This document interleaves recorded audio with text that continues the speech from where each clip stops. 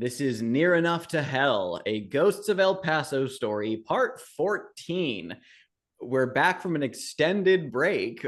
We finally managed to get Mr. Daniel Qualls scheduled to play sessions with us again. Yay! And we're going to be jumping right back into this campaign, which I've missed very much. I'm not going to take up too much time to recap all that's happened thus far because we have talked about that off recording. And if it's been a while since you have listened to our game, just you have the convenience of going back and refreshing your own memory. So please do so. It'll probably be more accurate than what we're remembering. But we did leave off starting a day phase. And a lot happened previously. The points I will touch on, though, the significant ones, is that we lost one of our members of the committee, Arkansas McGee, or rather, should I say, the ghost of Arkansas McGee. Shocking. Rode off into the sunset, and presumably passed on to a better existence, riding astride Blackheart Vermilion as well. And so Arkansas has moved on to greener pastures. How that reflects in the narrative amongst our hunters, we will play to find out. But this does mean that we have another hunter joining the fray, which we'll talk about here in a moment. But in terms of time, since the previous night phase, it has been, I think, a couple nights, long enough for Mother Ruth, Calvo, and Graves to return to El Paso, and for people to, one, realize that Arkansas McGee has disappeared. And I'll leave it up to you whether or not you're able to intuit his true nature, or if he simply has just vanished without a trace. And also, to at least do the preliminary setup that of our new hunter, to at least have him be in the narrative but still fresh. So let's talk about him first, because our new member of the Vigilance Committee is someone we have seen before. We open on the town of El Paso, bustling, busy, and ever so unaware of the forces that are writhing beneath the desert sands. The Red Rock Cantina and Dance Hall, home to one of El Paso's forefront business partnerships, Diamond Dave McMahan and Lola Navas, has recently undergone some changes. We're going to do the usual hunter introductory procedure here. So first, Daniel, could you please tell us about your character, whom we have met before in the narrative, but please. Should I read the, oops. I'll read the playbook text. You just go ahead and tell us like the, look, vice, and those details. Yeah. So the description is his look is he's slender. He wears a smart brown and white striped suit with a blue tie, and he has this pristine white shirt, and his mustache is slightly curved up at the tips, and his vice is counting money. Yes, so Daniel is playing a previously encountered side character as the Bootstrapper playbook. And I'll read the playbook text here in just a moment, but I do want to talk about his dwelling. A slight adjustment to the dwelling prompt on the Bootstrapper, but still applies here. Diamond Dave, you live where you work, just upstairs from the dance hall. And we know the name of your bar. It's the Red Rock Cantina and the dance hall next doors. But what single object do you still have from your turbulent past? What evidence of your new higher station is visible in your room above the dance hall? Framed next to his desk is this, it's almost mounted like a trophy, but it's framed, and it's a rather plain looking fold out straight razor. And it's just, that's from his past. It's just up there on this frame. And then what you guys have already described, what his apartment looks like. I remember there's plush velvet curtains and like green and gold wallpaper and like an opulent mirror. There's things like that we described when we talked about this. Indeed. I love it. Would you care to at least in brief tell us about your starting moves? Yes. Diamond Dave gets the saloon, which is the cantina. I'll get to the dance hall in a minute. And so, there's a piano there in the cantina, there's drinks, there's some food. The saloon staff is there's an older cook named Flapjack Houlihan. Lola Naves is still a dance hall manager, but no longer a full partner. And I'll get to that in a minute.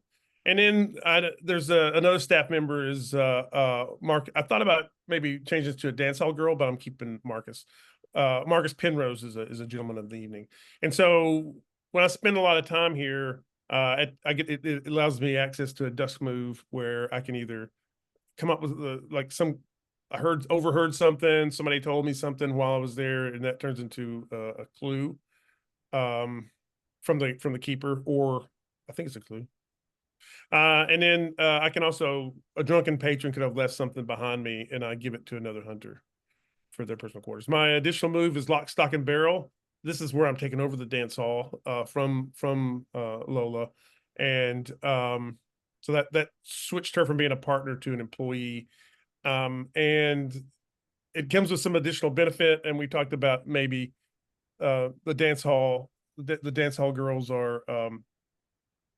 He's got a pretty good relationship now with the dance hall girls, whether it's from the corset being resolved, or maybe taking over from Lola. I don't know. Maybe who knows? But he's got a great relationship with them. That's the benefit. And I think, yeah, that's my additional move. All right. So I'm going to do the usual. I'm going to read the flavor text, and then the rest of us are going to each name something we think can be found in Diamond Dave's personal quarters. So the bootstrapper. You've got a lot of blood, sweat, and tears invested in El Paso. You personally helped get it incorporated. You did all the heavy lifting to get a railroad coming through in the next couple of years. And when El Paso becomes a boom town, it will be thanks to you. Most people don't know that you clawed your way out of the muck and mire by being willing to do what others weren't. They may clutch their pearls when they hear about it, but they're all the same. Big talk before they slink in the back to have a look at the wares. This wounded knight business and all that comes with it jeopardizes your plans, your dreams, your ambitions for this town. And that's why you've agreed to do your duty and join the Vigilance Committee. So, looking around the establishment of the Red Rock Cantina and Dance Hall and his personal apartments, what items of significance might we see in Diamond Dave's possession?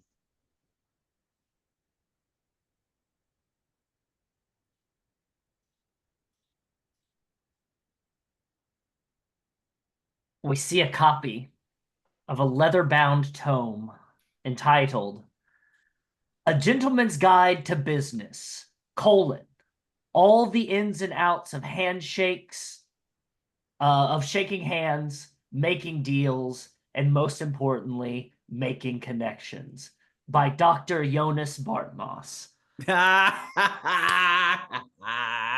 Oh, White Mountain Rescue Connection. Love to see it.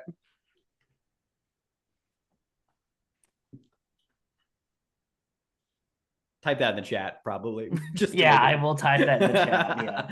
A gentle. Yep. Perfect. I'm gonna capitalize on a moment from a previous session I do recall, because I think that there was when we had Andrew Harrington in disguise as Arkansas, that when there was trouble at the dance hall, it was one of the dance hall girls. Was it? It was Hannah Russell who had been found grisly dead, posed and smoldering from the inside, cooking. I think you have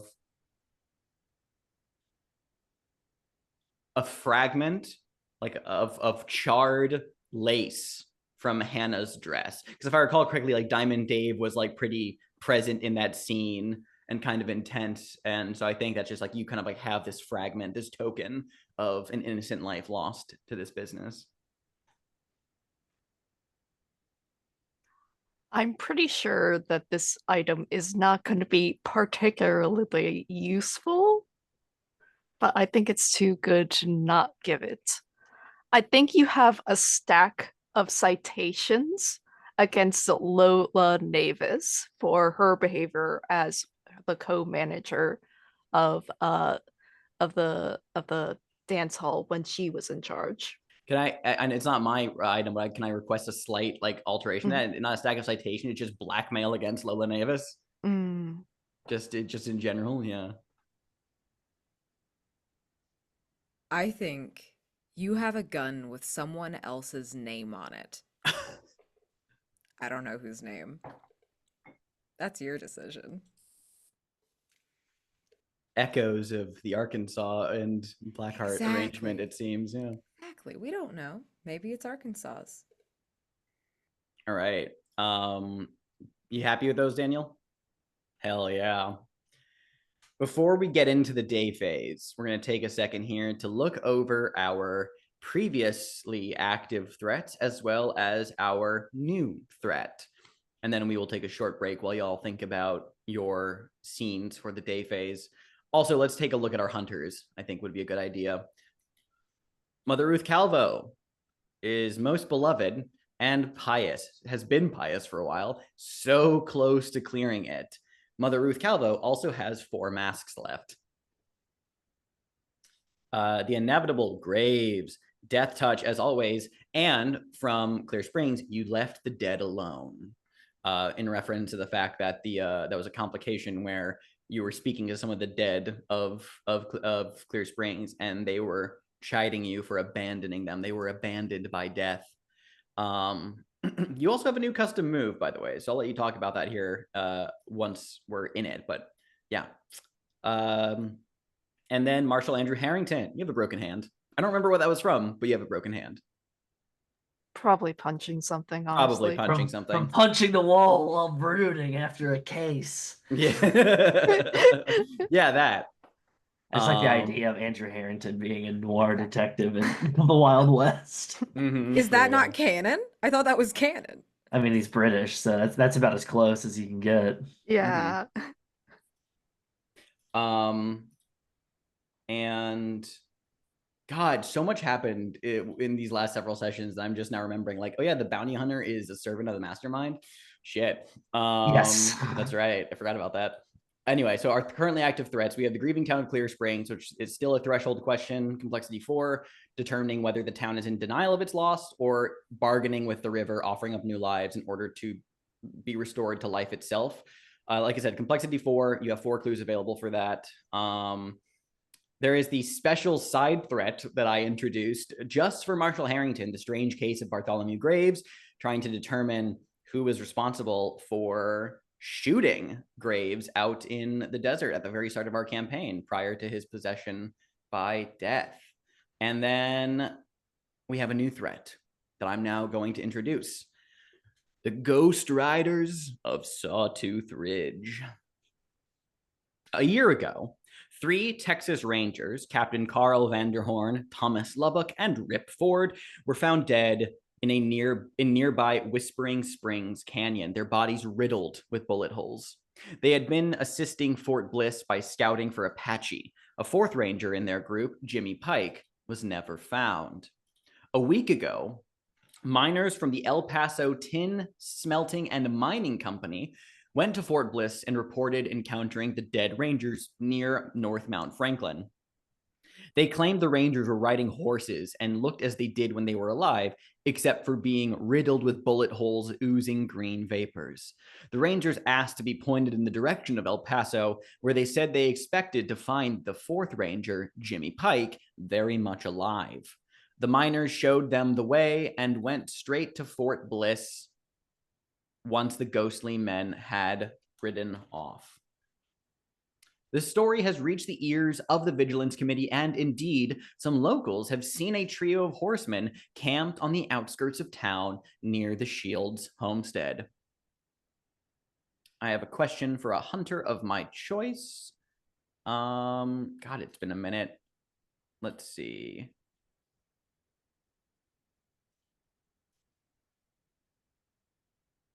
I'm gonna give this to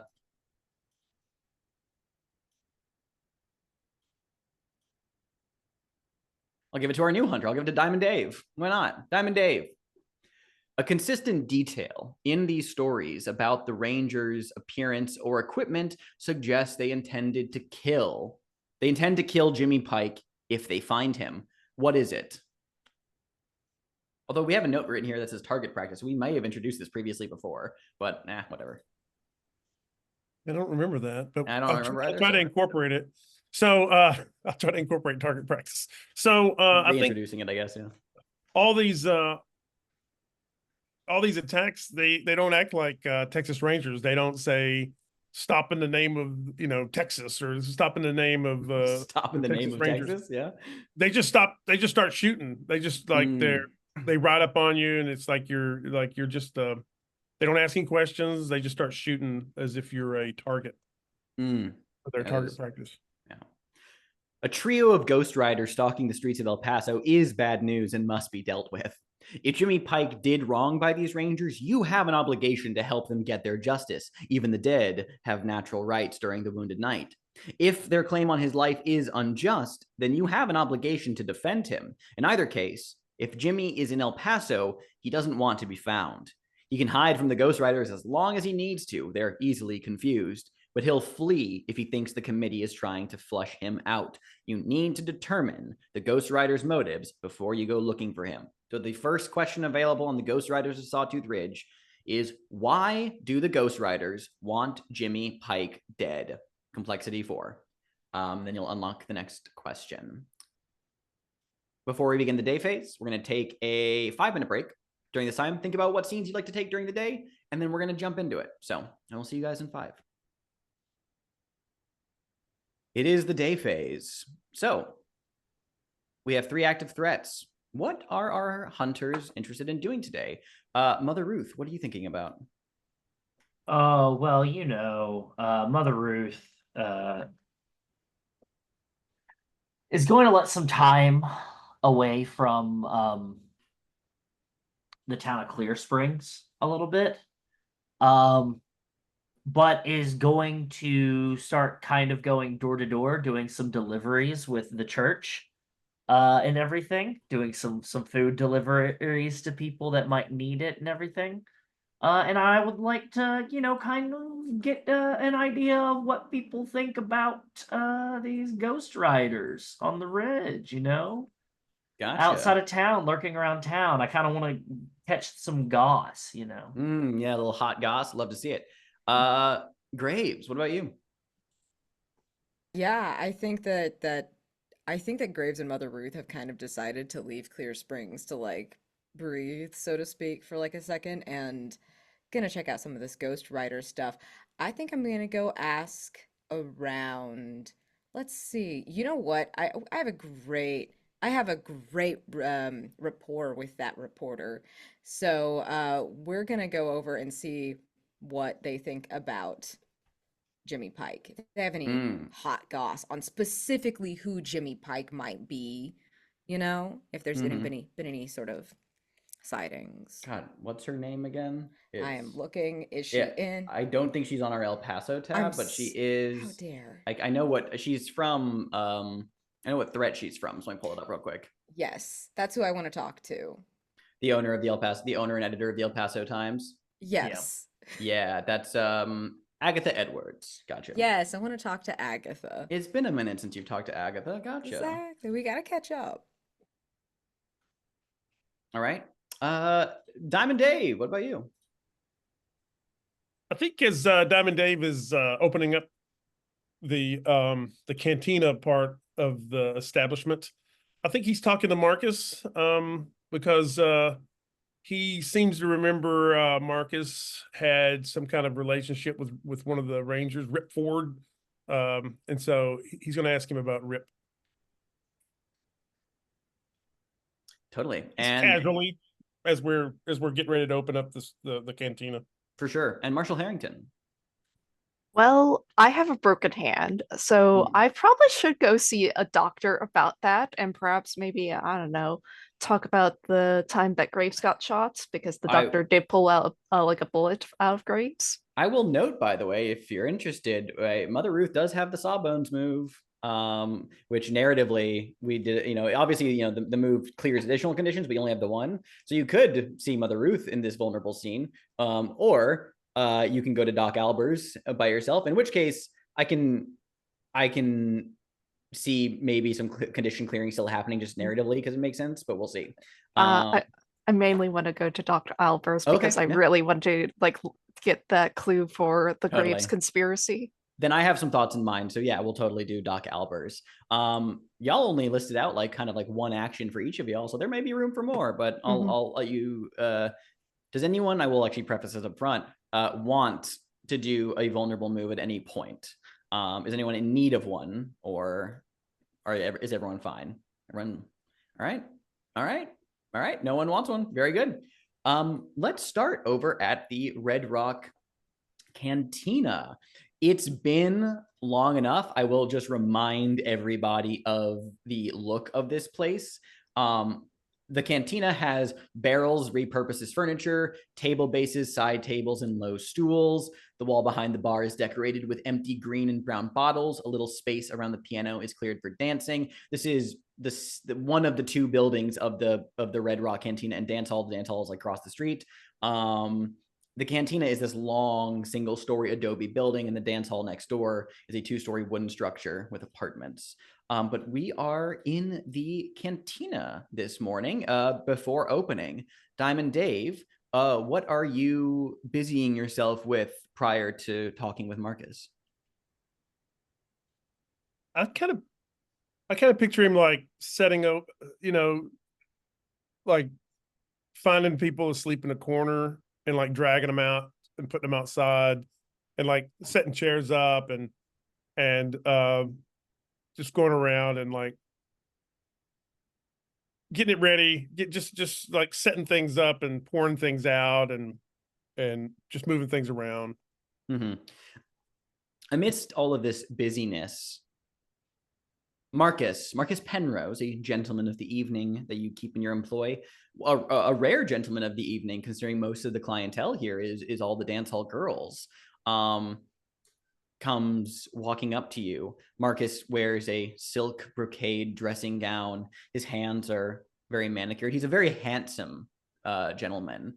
And as he like walks up to you, he leans up against like a nearby table and just says, "You wanted to see me, boss?" Yeah. Hey, Marcus, remember that it had been like a year or two ago when you were entertaining that Rip Ford, that Texas Ranger Rip Ford, I used to call him? Yeah, and I do remember Rip Ford. He was certainly a surly gentleman. Got all shot up, didn't he? Up in the canyon up there by Fort Bliss. He nods. There's like not a great deal of sadness in his expression, more of like a wistful melancholy. Like, oh, it was sad, but like it isn't particularly like heartbroken by it. Goes, it was a shame. He did have a delicate touch. That's pretty good for a Texas Ranger. Hey, Marcus, I don't like to brag. I'm not a braggart. But now that I'm a member of the Vigilance Committee, we got this corset behind us. We're on to the next. We're trying to save El Paso, and we're on to the next big thing. And it's these. You've been hearing about these ghost riders, and I think Rip might be one of them. Well, that's the word I heard. There's a lot of people talking about that trio out by the Shields homestead. I figured, given all this business in El Paso, it was, all things considered, let's just say I'm not surprised. It's likely. Oh. Well, what we got to figure out. See, this is how the Vigilance Committee works. What we've got to figure out with these spectral entities is what do they want? What's going on with them? So you're the only person I know that's even seen one of these fellas. So what can you tell me about old Rip? Yeah, Did let's he go ever ahead and get talk about, did he ever talk about Texas Ranger stuff? go ahead and let's get the information move on the table with Marcus to see if he can dredge up any clues. This will be plus presence. I forgot we use dice in this game. Right? I still have my casino dice out. Nice. All right. I don't even know Davin Dave's presence. I think it's 1. And that gives me a 9. 9. Clue with a complication. We'll get back to you. Let's cut away to Mother Ruth, going door to door, doing deliveries, food primarily. You said, like, what kind of food are you handing out to people? Oh, the sort that's just it's very easy to come by and for us to make in product like large quantities. Bread, a bit of corn that we've been growing, some pork chops. We maintain some hogs towards the back of the church. Absolutely. So nice, just like bread and like some pork chops for dinner and some corn and everything. Very good. If you'll remember, all of you, in a previous session, relatively recently compared to everything else in this campaign, Mother Ruth did mark the moss-covered gate, which for the Lost Playbook means that the people of El Paso built a new church. So I imagine that things have been like bustling and busy for you in general ever since the construction of it. And I believe we had a name for it somewhere. You gave us a name, and it was written down somewhere. His wrathful embrace. Oh, okay, yeah. His wrathful embrace, the first church of El Paso. Oh, what I have written here was the first El Paso Church of the Reformed. Oh, no, that's right. Yes. It used to be his wrathful embrace until everybody else came to town, and that was the tent. But yes, it's the first El Paso Church of the Reformed. Yes, the first El Paso Church of the Reformed. Are you joined by any other parishioners, or is this a absolutely? Just a yeah. I'm rolling deep with my with my Dutch brothers and sisters in Christ, as we're all wearing our nice like gingham or canvas gowns with aprons, a nice shawl and Mother Ruth, and then the gentlemen all wearing pants with suspenders, high collar, some no collar. A lot of like black flat caps that you would see in Holland and everything. Yeah. Are you going so far out of your way to visit the Shields homestead on your route, or are you just sticking to the town's environs? Absolutely. The Shields, even though they're on the outskirts of town, their household sits in the love and the light of the Lord. They're within the city limits, I would say, town limits, I would say. Well, you and your parishioners have gone about the town, and now you walk towards the Shields homestead, which is this big 2-story house, a fenced area for horses and goats, and not terribly far away, quite visible, there is a campsite near the Shields homestead. You can see like the tents and from this distance, 3 figures standing over there. But as you're approaching the Shield homestead proper, some of your parishioners, like, they just come to a slow stop. Like, there's a nervousness in their demeanor as their eyes are cast towards that campsite out behind the Shields homestead, like they are perhaps afraid to get close to the ghosts. Now, children, do not be afraid of some ground that seems to be fearful to tread. What shall we do to move past it? Let us pray on it. Let us show our love and light to the Lord all over this place, even those that seem a bit wicked. I'll make this delivery myself. And as you approach the house, for the sake of just having done these rounds to begin with, and also it was such a sweet little moment there. Go ahead and mark the final box on but not forgotten, for this was a charitable act. You are allowed now to clear pious, and you may once again engage in your vice and sinful act without disadvantage. Would you care to narrate just how this manifests, what this clearing of your pious condition is like? I think as we're seeing that very rigid and walking with the basket with the food in it and everything, I think now, like, being so close to sin, quote unquote, but also like stepping foot on a homestead and seeing a tree with with a swing hanging listlessly from it, seeing a garden that's probably starting to wither a little bit, but a garden nevertheless, seeing a fence with a walkway up to the house itself. All these trappings of a normal provincial life is starting to like, oh, sleeping in that room in that church is mighty lonely, mighty cold. Those feelings again of like, I do kind of miss the homestead of like living the my secret rendezvous is a little bit. The mind starts to wander. Very good. As you approach the Shields homestead, you can see that there's a plaque near the front door. It reads, "Our friend has fallen asleep, but now I will go and wake him." Let's paint the scene about the Shields homestead. The Shields siblings lost their parents when they were very young. Looking around, how do you know they expect the wounded knight to bring them back someday? Very prominently, there are there's a single old tintype photo of the parents on their wedding day. It's very clearly been well kept and framed, and it is like very prominently displayed, almost altar like. I want to say outside the door of the house, hanging on two pegs, is an old hat and an old bonnet, like well used, and waiting for their owners to retrieve them. Typically, there isn't like any chairs on the front porch whatsoever, but however, two chairs have been brought out. There are places at the table, always set up and ready. You approach the front door. What do you do?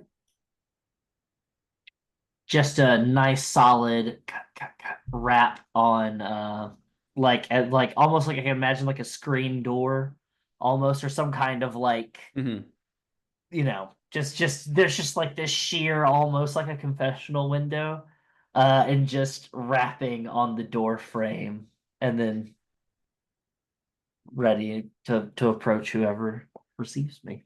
Yeah, a moment later, the door opens, and standing before you is one of the homesteaders herself, Annette Shields. She gives you a wide, bright smile. She is a tall and excellent woman. And she says, "Mother Ruth, I didn't expect any visitors today. What do I owe the pleasure?" Oh, sweet Annette. We tend to make surprise visits sometimes when they least expect it. Just me and the rest of the brothers and sisters down at the first Reformed. Well, we just decided we would go out and deliver some food around. We had a hog get nice and fat, plenty of pork chops. Mother Ruth, that is mighty kind of you. Thank you. Would you like to come in? I would love nothing more. Well, come on Old in. bones. I'd be happy to get you a cup of tea, perhaps. Wonderful. Just a bit of honey, no sugar or milk. She like looks out past your shoulder, and her brow furrows a little bit, seeing your parishioners just standing at the far edge of the property and being like, do they want to come in as well? Oh no, they're going about through. They're having a little bit of a discussion about the nature of, religious things. She kind of like nods slowly, and then makes eye contact with you and just says, "I take it they're a little disquieted by the gentlemen sitting on my property, aren't they? I would be remiss to say that that wasn't playing a part into it, but as we all know, I have nothing to fear about that. Well, you and me both. Please come in, come in. And she like opens the door for you to come in. Goes And- ahead and steps inside, taking a cursory glance around. Yeah, the home is well maintained. I mean, she kind of like walks past you and heads over to where she's got her like her kitchen, and she says, pardon any of the mess, and it's not messy in here whatsoever. She says, I was telling Eli to not tread dirt on the floors when coming back from the graveyard, but you know, sometimes he just comes trudging back in and it's all over the place. I've swept what I can, but sometimes it is simply too dirty for a broom to handle. But I'm sure you know all about that. You've been dealing with the mud and the muck long before that church was re-erected, which, by the way, might I add, congratulations. Thank you. It is a great success, and it seemed like it happened just overnight. She kind of like gives this like boisterous laugh, nodding thoughtfully as she goes about like preparing. Like she puts like a little a kettle over the stove to begin boiling water, and starts getting you like a cup. And once that's going on, oh, go ahead. Do you have something? Never mind the mess, though. Just kind of like just finding a nice, comfortable chair to sit in, and just feeling the cushioning. I think she's kind of been withholding herself from sitting in comfort, sitting in like high back wooden chairs, and just kind of just relaxes a little bit into the cushion of the chair. And then only sitting up a little bit when when Annette comes back in. But Yeah. goes, don't worry about the mud or the muck, dearie. The menfolk have a knack of finding all the mud in the world and bringing it right onto your doorstep. She once again laughs at that as she hands you the steaming cup of tea that she's just poured for you. And she sits in a chair across from you, kind of like folding her legs, smoothing her her skirt a little bit, and leans forward, smiling at you, and says, "Now, Mother Calvo, I really do not want to give you the wrong impression when I say this. I think I do know why you're really here. Not that I doubt the charity, but you are, of course, on the Vigilance Committee, and I mean, I know what the talk of the town is. You don't have to do any pretenses with me. If you're here to talk about my I guess you can call them squatters, or I can call them guests, campers, the ghosts. By all means, you can get right to it." Of course, there's no concern. My visit is multi-purpose, and please, there's bread, and I also threw in a bit of our own jam in there as well for you to enjoy with the bread as well. I have heard how you like it. I'm surprised you remembered. I don't often see you around. I know that I could be a better parishioner myself, but tending to the home gets me occupies most of my time. Do you not get much time out? Well, I don't mind. No, I don't mind it none. I'm happy to take care of the place. What with Eli being busy at the graveyard all day, and he does have his own sweetheart, of course, that he makes a home with. But as the sole maintainer of the Shield's property, I would hate to take my eyes, let alone my hands, away from it for too long a time. There are things that need to be done. Well, there's things that need to be done, and it seems that there's talk of the town of you having squatters. Have you considered maybe having them come and give a hand if they're going to be staying on your property? Oh, I couldn't ask them to do so. Well, not because I'm just a good and proper host, mind you, but I don't imagine that they'd be very good help. Not that they've been giving me any issues, none at all. I don't mind them being here one bit. They seem a little distracted, like they don't know what they're even doing out here. I mean, I guess being dead will do that to you, but all the same, it's just as my brother says, there's a stirring going on right now this time of year. The dead stirred to wakefulness. All the same, regardless, I do think it's something worth rejoicing. But no, I wouldn't try to put them to task and helping me out around the homestead. Frankly, I just think that they might wander off and leave a task unfinished. Sounds to me like you have your hands full. I'm capable of handling it. We shields are, well, as the name implies, we're resilient. Would it be too forward of me to consider asking you, or to ask you to consider taking different steps towards this action? She tilts her head a little bit. However, do you mean? Well, now that my parishioners are in town, a lot of the duties that I had to do for the day-to-day at the church have become, well, out of my hands. Most of the time, I spend most of my days being doted upon by a lot of those lambs out front, wanting to make sure that someone like me is taken care of, and I guarantee I'm well taken care of.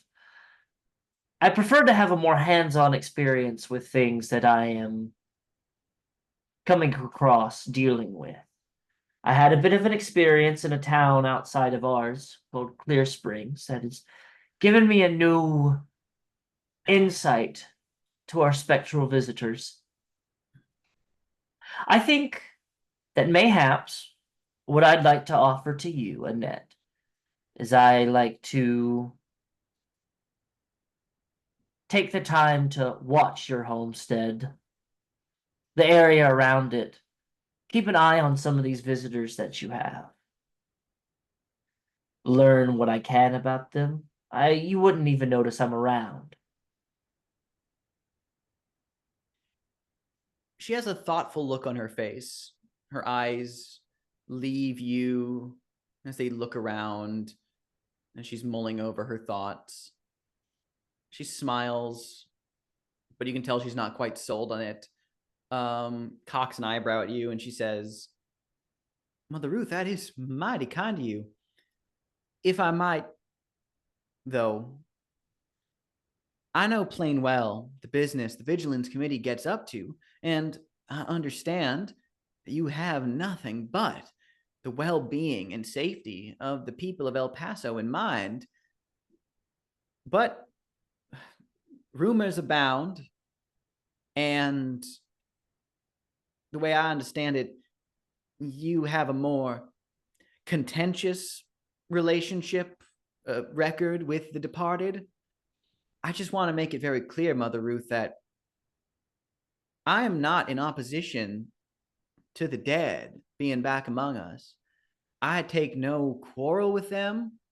I'm happy to greet them with a smile, a cup of tea if they want it for some reason.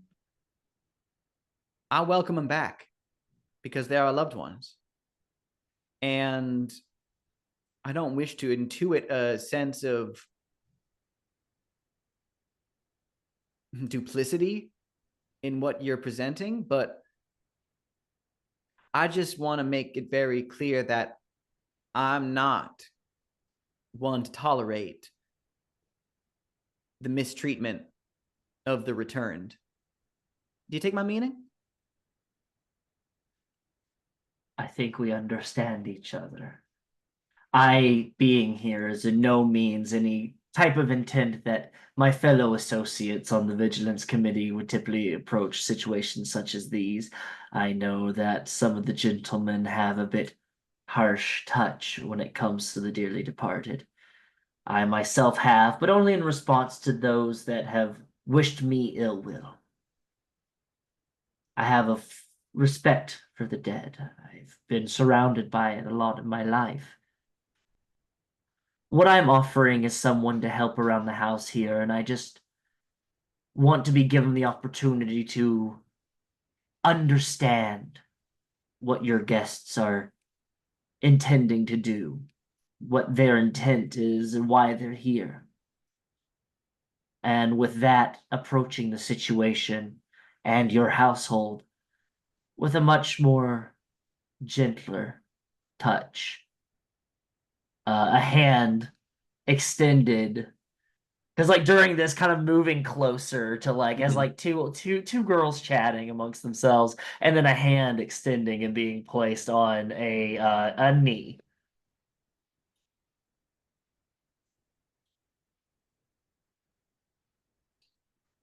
She nods and then, smiles at you, places her hand over yours and gives like a light, polite little squeeze.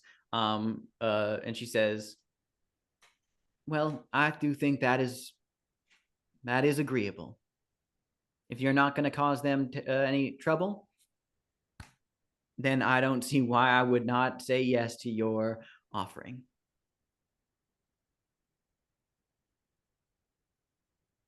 Very good. Well, shall I get some plates set up? Well, you can try, but I haven't gotten them to eat anything yet. Let's see what I can do. And let's go over now to the offices of the El Paso Times, where Graves, you're going to go meet Agatha Edwards. My old friend. Old friend. Agatha Edwards. It's been a minute, so I'll remind you all about the El Paso Times. It is a small building off Santa Fe Street. It just has a few writing desks up front and the modest printing press in the back.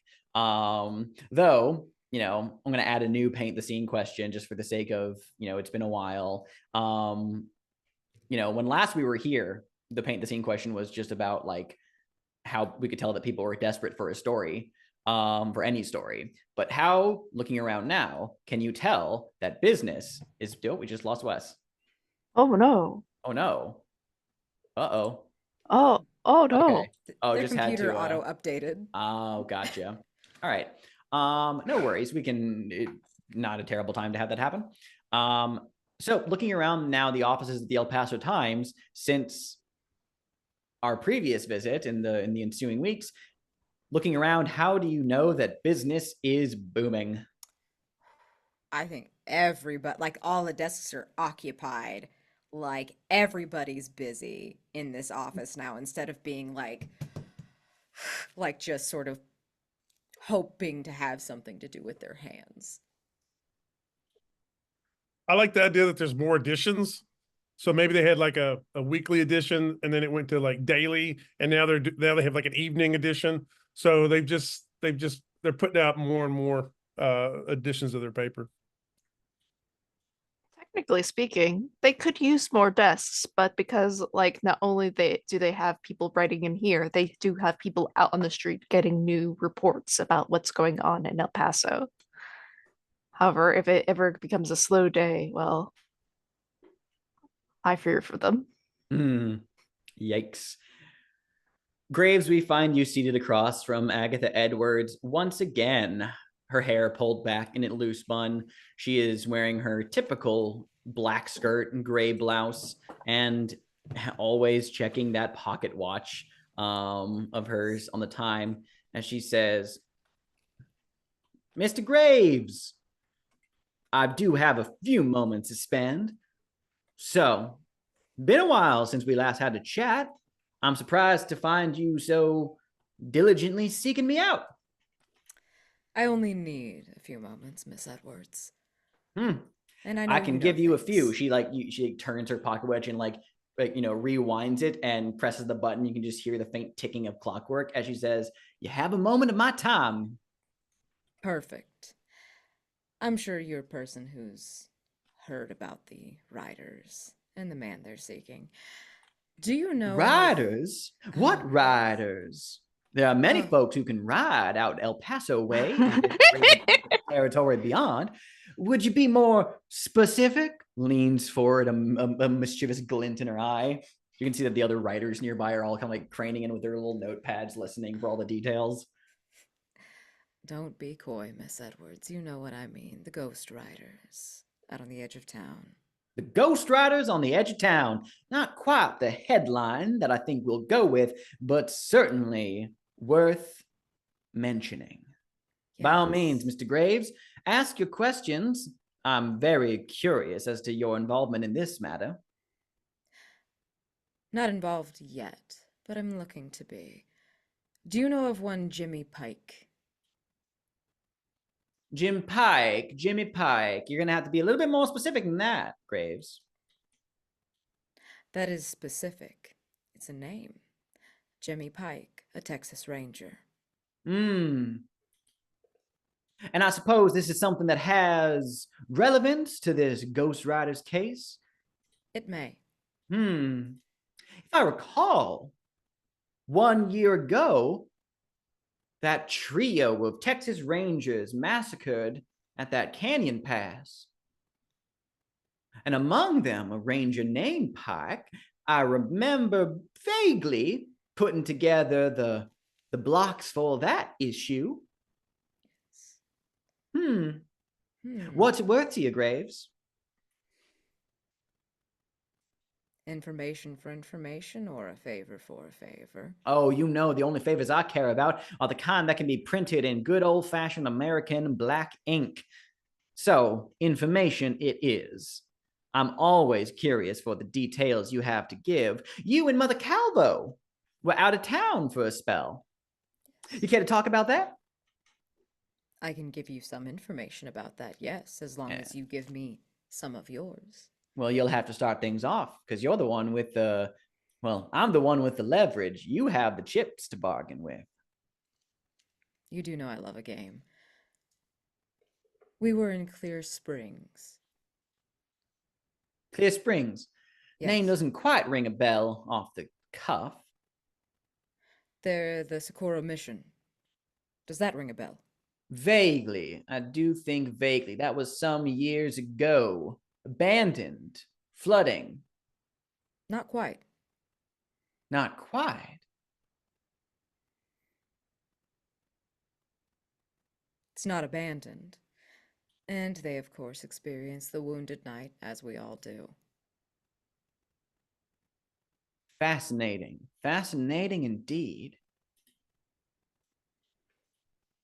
She leans forward a little bit and then casts a glance at some of her other staff writers nearby. And this glance is enough to get them to just get up and walk away.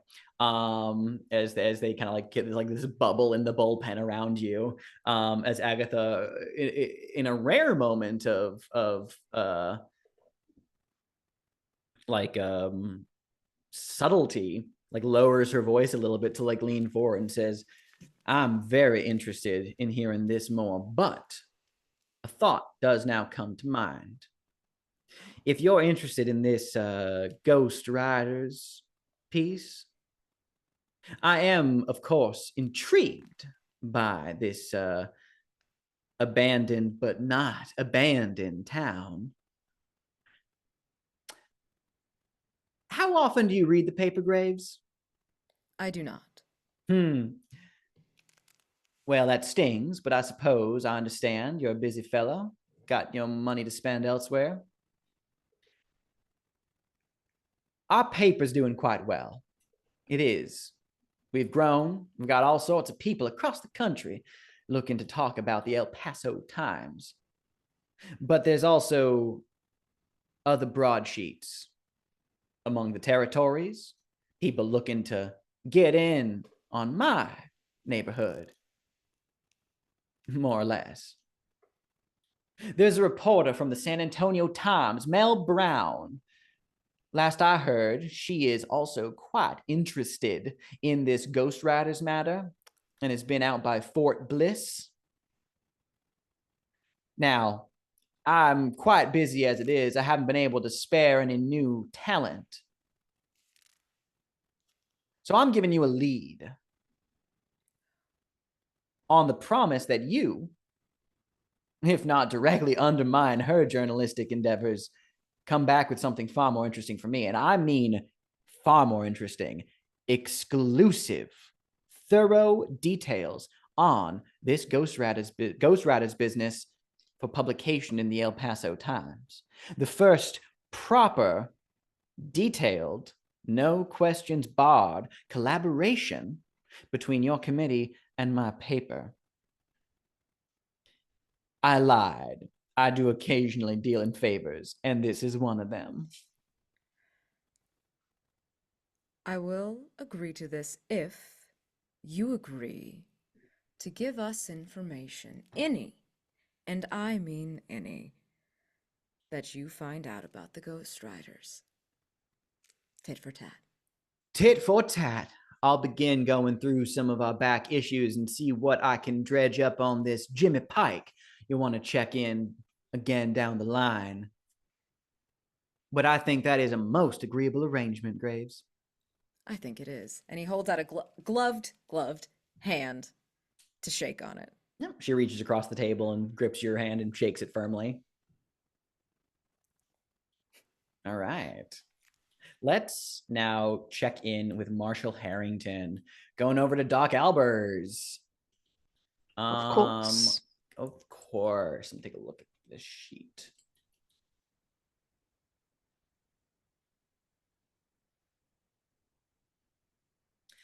Over at Albers and Company Pharmacy. Doc Albers, the town's physician, pharmacist, and part-time mortuary worker. Again, he's very much looks like Brad Dourif in Deadwood. You know, round wire spectacles, graying hair, brown suit, and a black tie. And you're seated in his kind of in the back office of his pharmacy as he's like looking at your hand and like pokes it with a prodding finger and says, "Does this hurt?" Poke. Yes. Your hand is Mhm. broken in a particularly quarrelsome place. That happens when all hands break. It's particularly quarrelsome. What I mean to say, Marshal, is that you've broken your hand in such a way that you are going to have difficulty doing even the most basic of chores with it. What, did you punch a rock? The knuckles are almost somehow miraculously have not shattered, but they're damn near close.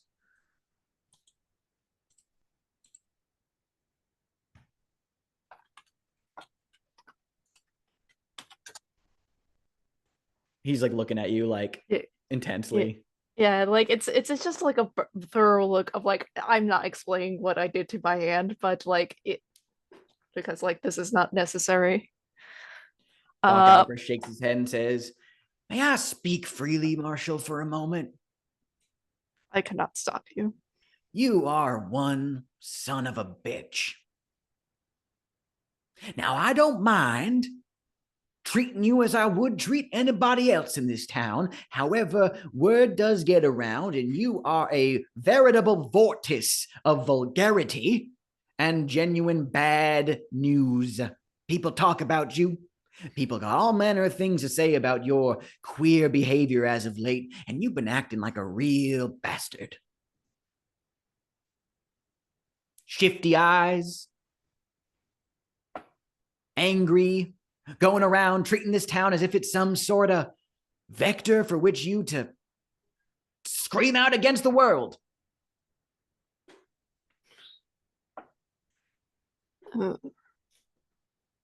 I mean, and what am I supposed to pretend that half the town doesn't do that anyways? He just sighs and shakes his head and goes like fiddling around through his medicine bag. I mean, there was that business with Graves getting shot. So far, no one has come forward with either outright bragging about the shooting, nor is Graves willing to talk about it. I do admit that is a troubling bit of local business. He's been recovering well, I trust. It's like it's never even happened. Quite Indeed. literally, minutes after getting shot, he was up and about. Almost miraculous. Miraculous. All sorts of miracles in this world, if you know where to look for them. You ever heard of mesmerism? I've heard of it. Hypnosis? They say a trained mesmerist can make a subject do almost anything, maybe even forget pain, the ability to override the brain's own senses, doing all sorts of ghoulish and incredible things. I read about a recent case of one Dr. Klauser out of Berlin and London doing all sorts of strange things. Maybe this affair with Graves could have some sort of vexing of the mind. The mind is an unknown frontier after all. So you're suggesting that Graves has been hypnotized to forget what I'm not happened. suggesting hypnotism specifically. I'm just saying there are unknown mysteries, and there may be keys to that door in places you might not think to look. But now that's neither here nor there. I got customers and other patients. He prods at your hand again. Does that hurt? Yes. Stop poking it. You're going to want to keep that arm in a sling, Marshal. I might have something to take the edge off of the pain, but it's not going to do you a lot of favors if you're straining your hand every single hour of every single day.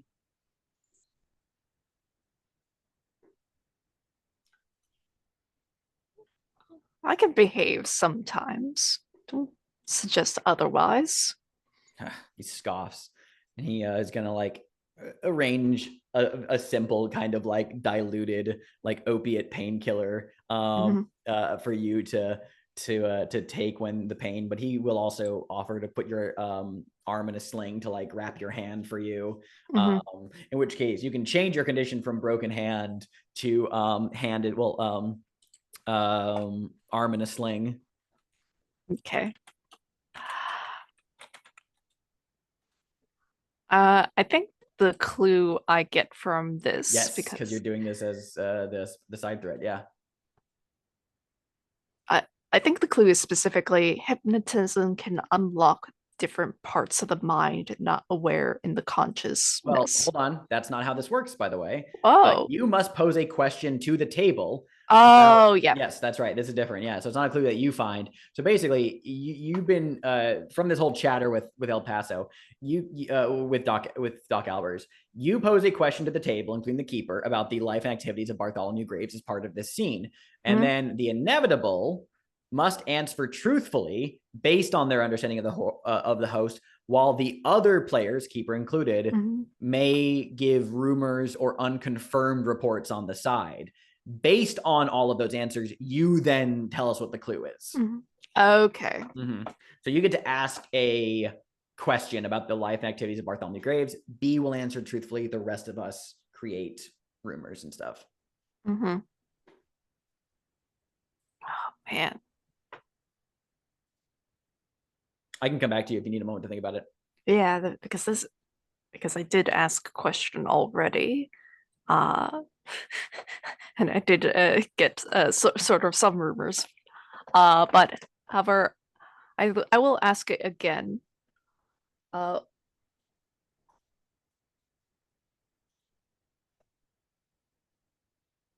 What sorts of things after Bartholomew got shot? How did his behavior change to how he is currently acting? All right, B. Okay, does this need to relate to the I'm assuming this needs to relate to the conversation. That loosely, just as long as you answer. Okay. Yeah, so I'm going to specifically say, because this is about like changes in sort of like the mental part of of the behavior, not responding to his first name. Like not recognizing interactions as he should prior. Like, this can be obviously chalked up to all sorts of things, but that's I think that's it's not interacting with people as he would have prior, a little more distant, not responding to his name, things like that. I think the rumor that I'll contribute to this blend is that some people around El Paso talk about Bartholomew acting all queerly, particularly that he's gone completely teetotal. Like he actually is averse to alcohol since his shot, is what some people throw out there on the side, which could just be an outright lie or a rumor, you know. My rumor is that Bartholomew Graves used to play a lot of card games, poker, all these different card games, and he's still interested in games, but not so much card games.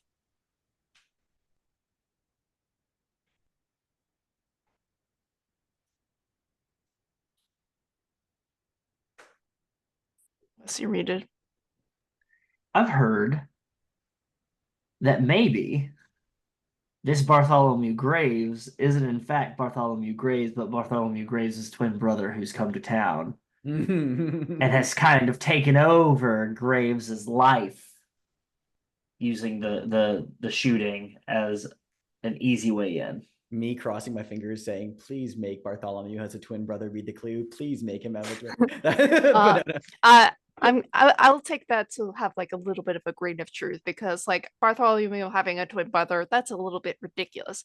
But Bartholomew does have family in town, and they haven't asked about him. That's a good clue. Add it to the list. There you go. That's good. That's real good. All right, you got another clue for it. You are now able to attempt the answer at a -2, just so you know. Fuck no. Coward. All right. Logical. No. We're gonna move on now. Oh my god. We're gonna move on back over to Diamond Dave. Because you got a clue with a complication. So I looked at my list and I picked out a clue, and then I summarily forgot which one it was. There it is. That was the complication. Yeah, as in I immediately forgot what it was. Yeah, exactly.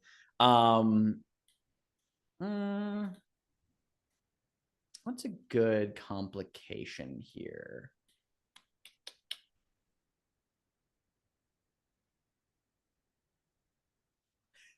Oh, fuck it. We'll just keep it nice and easy. We'll give you a condition early on. What's a good condition here? I just think if you could summarize Diamond Dave's mentality, how he's been the last couple of days in particular, what would you sum it up as? I think he's trying to be on his best behavior. So I don't know how to turn that into a condition, but I don't know. On my best behavior, like that is that's a good one. Because I kind of like the idea that when you're asking about it, maybe Marcus has this little look in his eye for a moment, kind of one of those like if you know kind of expressions. I think in the narrative, you're asking about this matter, and everyone around the business here doesn't want to talk about it with you because they're trying to, they're stepping on eggshells, but they're like, you got involved pretty quickly in all this. And this is out of character you've been acting very out of character lately. So you kind of like feel the weight of trying to put out this front of just being Diamond Dave, being on your best behavior. But Marcus, he goes, right, well, what do I remember? Well, he told me a story once. Told me about how he and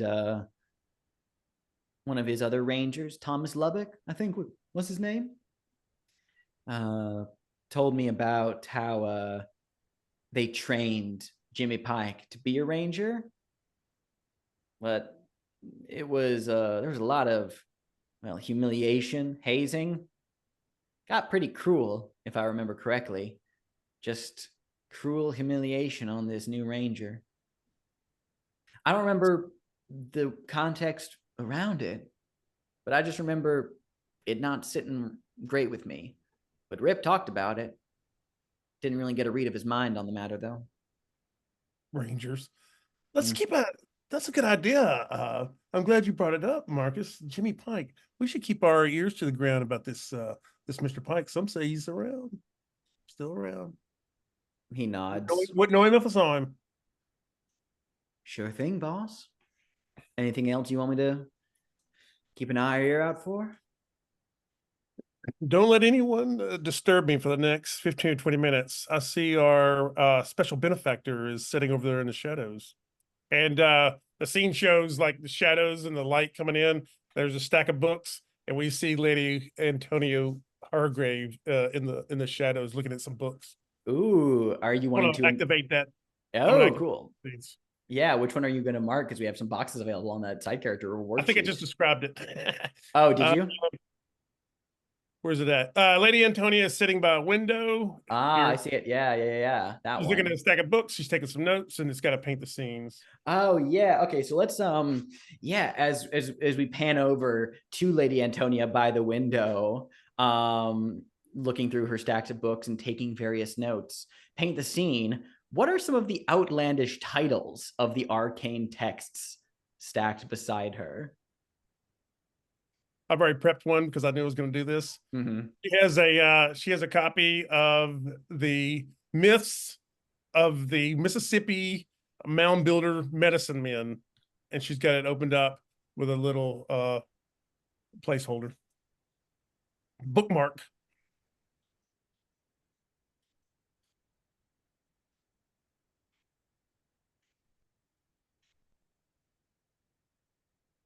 There's a book entitled Paranormal Research into Synchronetic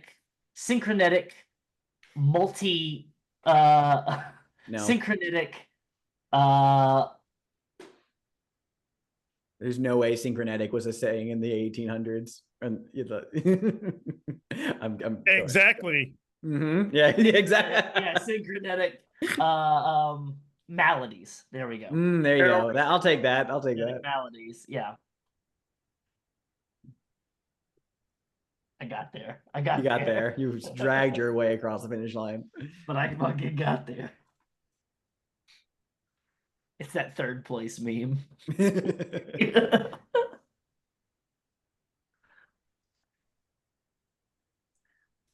I think this book would not normally be read as odd by any sort of imagination because it's a quote unquote an autobiography called The Life and Times of Dame Georgie Bember Carter.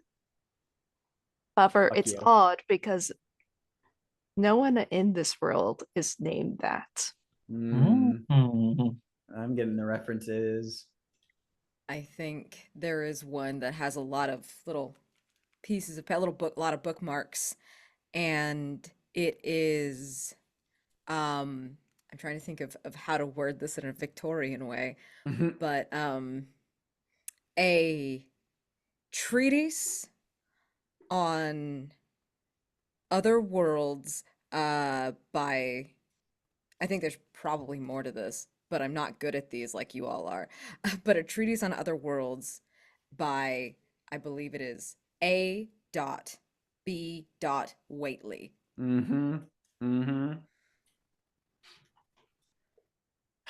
Diamond Dave, you approach your patron, I guess you could call her. He's got a we saw him setting up with all these like anchors and chip pint glasses, but he's got a crystal like whiskey stifter, and it's got this amber liquid in it, and there's no other glasses like this in the cantina, and he sets it on her table, and he's like, this is that you might recognize this, Lady Antonia, this is that Hennessy cognac that's from France. It's all the rave in London, I hear. Lady Antonia Rybitski Bathsheba Hargraves Steele looks over the rim of her book, cocks an eyebrow at you once more, just for anyone listening, because we all know, just a reminder, Lady Antonia has smooth coppery skin, very well-tailored clothes, and an ankh medallion clearly visible hanging around her neck. The English aristocrat has a faint smile at the corners of her mouth and says, Well, I've yet to be properly impressed by your wares thus far, David. But perhaps this will be the one that does it. David. Fuck you. I did not see you come into my establishment, but we welcome you all the same. It's fascinating, isn't it? Being bred, born for a life of significance, privilege, walking through many doors, seen and unseen. We develop the habit of being perceived exactly when we want to. And, well, she just smiles mysteriously. He's I think he's wanting to ask her something, but I think he's too intimidated by her. So he lingers and then says, well, I'll be over at the bar if you need me, ma'am. Well, I have not needed you thus far, but now that you jog my memory so brusquely, she just gestures at like the seat opposite her. Well, and when I said need, I meant in a food and beverage industry sort of manner. I took your meaning. Please sit. He sits and he's careful not to disturb any of her books. And he sees the titles and they mean it's like it's just gibberish to him. He's like he has no idea what the topics are. David, do you know why I helped you secure your ownership here? Well, I think we have a pretty good understanding. And what is that understanding? I'm on the Vigilance Committee. Pass information on to you, and we get this town under wraps from all this spectral nonsense that threatens the very existence of our plans for El Paso. Indeed, pass information, which has thus far, in the last few days, been a most unyielding arrangement. I don't think I've heard anything of significance or interest. I would like to remind you that for whatever reasons, ones that I have my own suspicions about, a previous agreement I made with the marshal of this township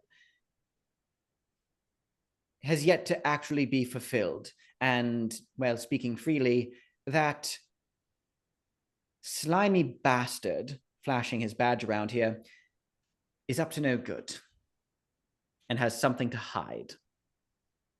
That's you just described just about everyone in town. Come on now. We're out here on the edge. We're between Mexico and the United States of America. So it's out here on the edge.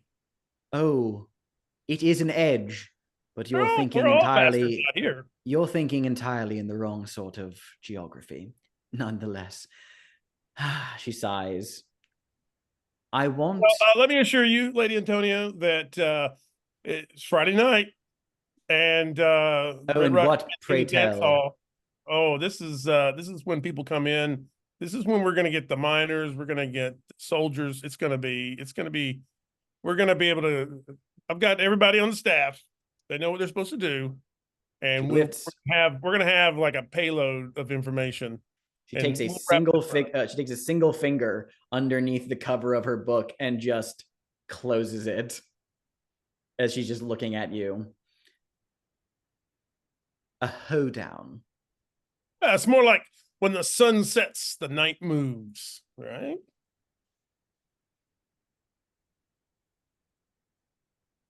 She leans forward and just says, "Progress, David, or I sever our agreements." No need for that. Don't be too hasty. Oh, I'm nothing but patient, I assure you. That's the spirit. And so that he's like,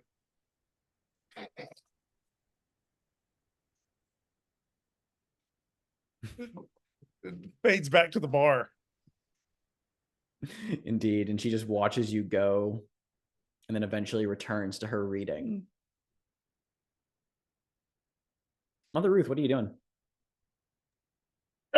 You know, I have gone ahead and told the rest of the flock to keep doing their deliveries.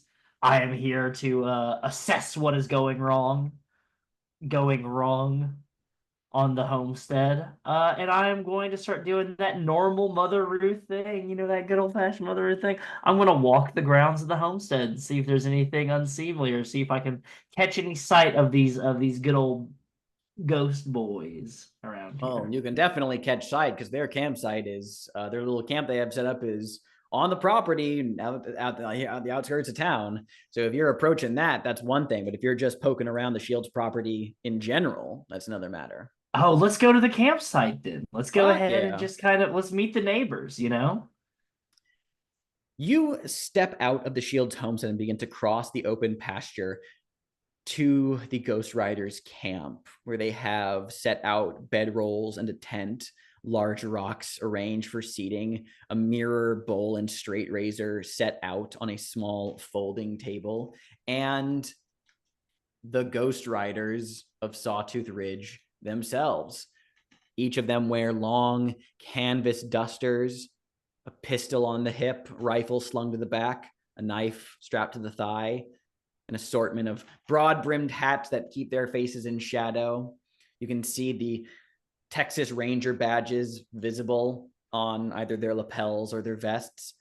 Most disconcertingly, the faint green vapor that's oozing out of the bullet holes in their bodies. And let's paint the scene. Looking around, how can you tell this camp is being used by dead people?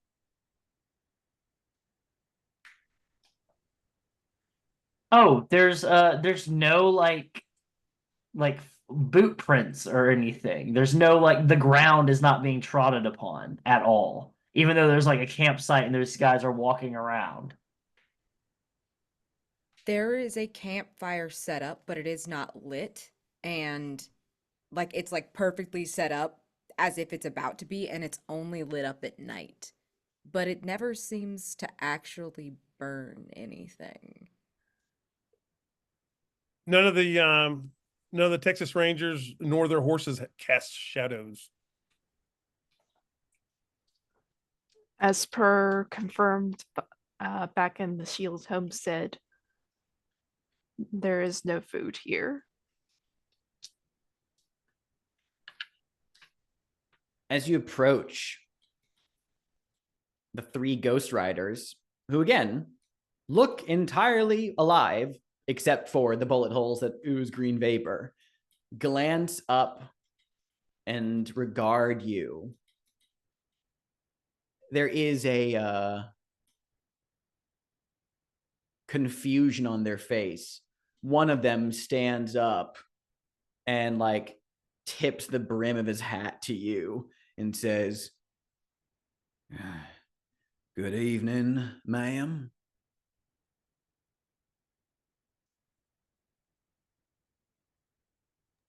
Evening, gentlemen. Or afternoon, I should say. The other two look up at the sky. The other one looks at his hand and looks around him, goes, "Yeah, I suppose afternoon. Huh." The day gets by me as well, especially when there's work to be done. Work to be done. One of them stands up suddenly and draws his pistol and points it out in a random direction in the open desert and says, it's "You won't escape me this time, Pike!" And then just hangs out in the air. The voice just echoes in the silence of the open desert. Then that ranger looks around confused, looks at his gun. The one you were conversing with, which you assume to be Captain Carl Vanderhorn, given the fact that he seems to be the higher ranking looking of the two, of Thomas Lubbock and Rip Ford. And Captain Vanderhorn squints he's trying to eat, you're blurry. And he goes, "What are you doing here, lass? You're a girl, right?" I'm a woman. "A woman. I could ask you the same thing. What Good brings afternoon." you? Good afternoon. What brings you three boys to our town? Rip Ford, who is like sitting against the rock, meets your eye, and there's like a hard but still kind of like mad, confused haze over his vision. She goes, "We seek the coward Jimmy Pike. If you know under which rock he hides, we request you turn it over." And then Captain Vanderhorn, with his sudden like fire ignited him, just says, "And if he is on the wind, we request you tell us true which way that wind blows." And then Thomas Lubbock, who was the one that spun to the open desert with a gun, all confused, says, "And if our work has already been done for us, we request you show us his coward's grave and then lend us a shovel." And there's a pause, and then Captain Carl Vanderhorn like looks at his two comrades and says, "What the hell are you two going on about?" And then they look confused, like they were trying to remember what they were talking about. And then Rip Ford goes, "Jimmy Pike." And then they all curse and seem angry amidst their kind of confused, half-lucid state.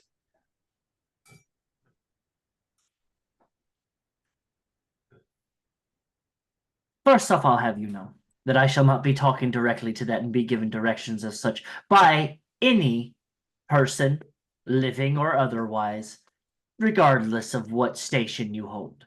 I am a lady, and you'll speak to me as such.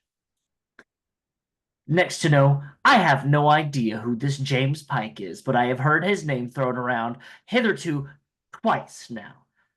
I request that you let me know exactly what this nature of this James Pike is, where I might find him, and I might be called by the Lord above to help you, so that you may pass on and find his grace and warmth and solace at the end of your trail.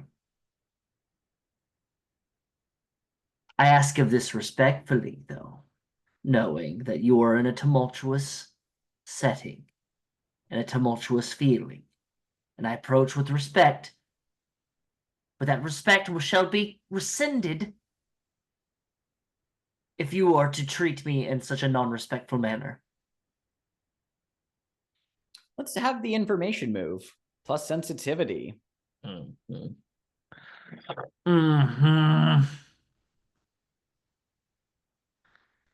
Perfect. I'm just gonna roll it straight. See what happens. This is with +2. Mm-hmm. That is a 10, an 8, and a 2. Or a 6 and a 2. Fantastic. Plus The three deceased Texas Rangers stare at you like chided children for a moment, like their eyebrows kind of go up in surprise. They blink once, twice, and Rip Ford like glances at the ground. Thomas Lubbock puts his hands at his hips and kind of averts his gaze like he's embarrassed. And then Captain Carl Vanderhorn just kind of like takes off his hat, revealing that he actually has a bullet hole right in the middle of his forehead with like the vapor comes leaking out. And he says, puts his like hat to his chest and goes, "I would like to apologize, dear woman. That was an unbecoming display. Tell you truth, we three gentlemen are finding ourselves most vexed. Do you know what our names are?"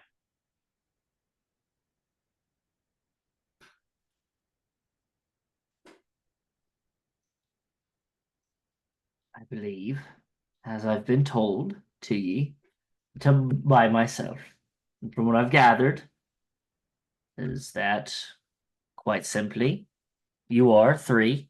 Well, you over there, dark and brooding, would be Rip Ford. And then you, with a bit of anger and spitefulness in your voice, quick on the draw, Thomas Lubbock. And of course, you are the, one might say, famed Captain Carl Vanderhorn.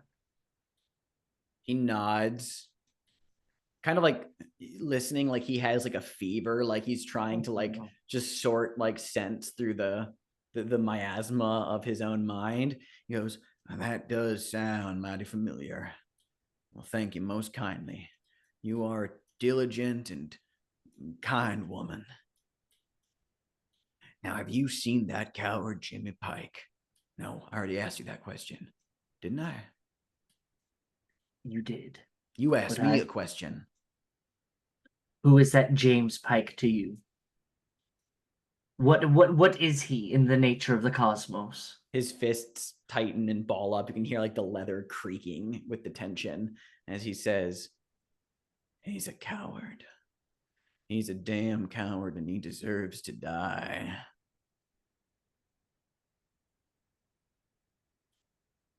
I don't rightly remember why, but I know we gotta kill him.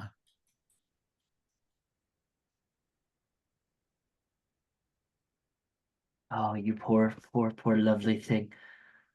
Good thing that you found us, because, well, me and my sort, we had a close association with a fella that had something similar happen.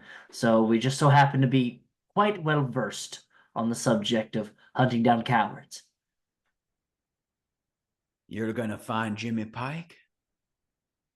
I will do what I can to help it so that you three strapping lads can move on. A shame as it would be, because, well, by the looks of you, despite your battle wounds, she just says like a, just taking it all in. 3 rugged Texas Rangers. When you say battle wounds, like Rip forward, kind of like looks down, like pulls like his shirt down, like showing one of the bullet and goes, well, shit, and begins to like poke at the bullet hole, like he just now noticing it's there. Captain, I think I'm dead. Captain Carl sighs and just goes, our thoughts, they're a labyrinth. I wish I could answer you more. I feel like it's of great importance that I do. But you say nice things about us. You've helped, you've given us our names. You speak kindly. You remind us of that. That's right. You live in that house, right? You're Annette, pointing at the homestead. That's you. You're Annette. We've met you before. That's right. I'm Annette. Well, Annette, he lifts to put his hat back on, and here's where your clue comes in. Where as he lifts the hat to go back on his head, the kind of like the inner bowl catches the light of the sun, and there is like a strange symbol on the inside brim of Captain Carl's hat that you catch for a moment. That is your actual clue, the strange symbol in the inside brim of Captain Carl's hat. And he like kind of like tips the brim back to you as if to wish you a good day. And he says, you come back anytime, Miss Shields. I'll be sure to do that. Do you boys need anything? They look at each other, and then all 3 of them look at you. And they blink, and then Thomas Lubbock says, where are we?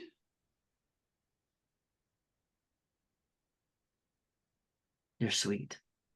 And I'm going to turn and then walk back to the Shields homestead. As you walk away, you can hear Thomas Lubbock like turns to the others. There's a little bashful smile. He goes, oh, that woman said I'm sweet. And you walk back to the homestead. Let's take a 5-minute break. Marshal Harrington and Graves, both of you are free from your respective tasks. What were you thinking about possibly doing next? I was thinking about finding Mr. Harrington to come ride with me to Fort Bliss. Interesting. How serendipitous, Marshal Harrington, that as you are leaving one place while investigating the matter of Bartholomew Graves, that Graves should turn up. Let's have that scene. Mr. Graves. I want to ask, where are we first? Where do I find you?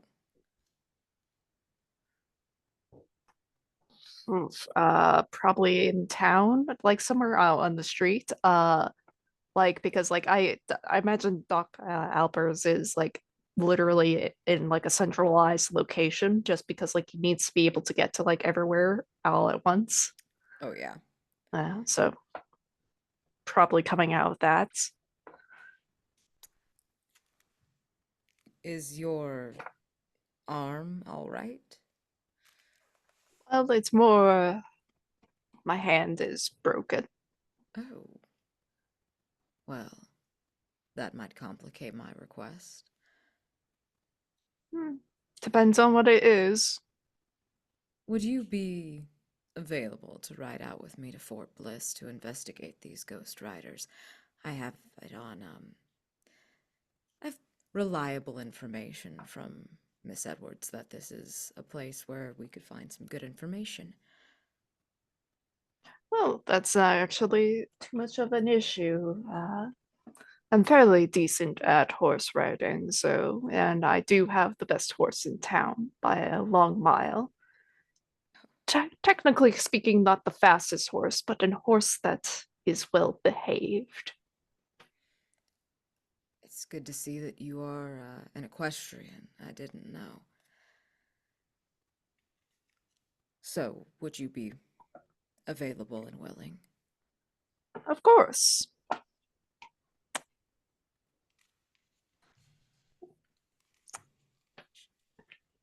Well, then the two of you can ride out, unless there's more of that scene you were role playing. Well, I was going to ask, should we bring the newest recruit? Or do you think this might be too much for him?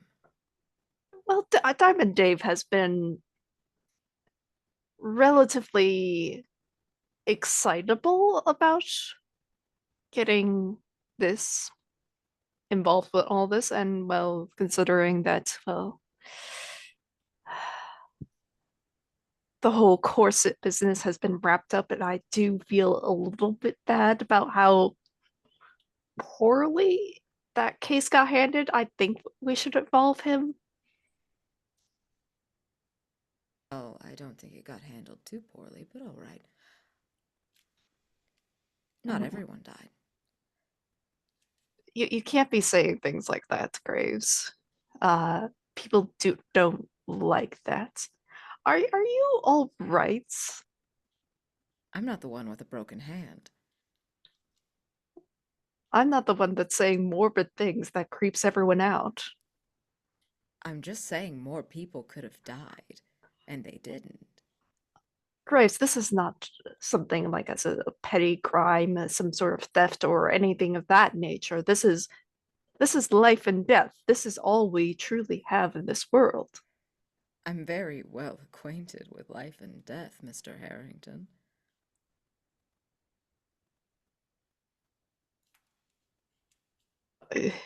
Aren't you?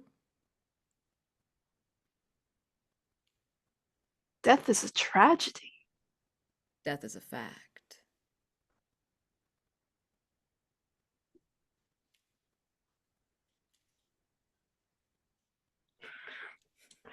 I think we triggered the vulnerable. I was going to say, I think we triggered the I think vulnerable we did move by just accident. now. But I mean, is there a vice happening? I don't think so. No. I did discuss my vice of Oh, petty true. theft. That's true. Oh, true, you did. I think we triggered it. Yeah.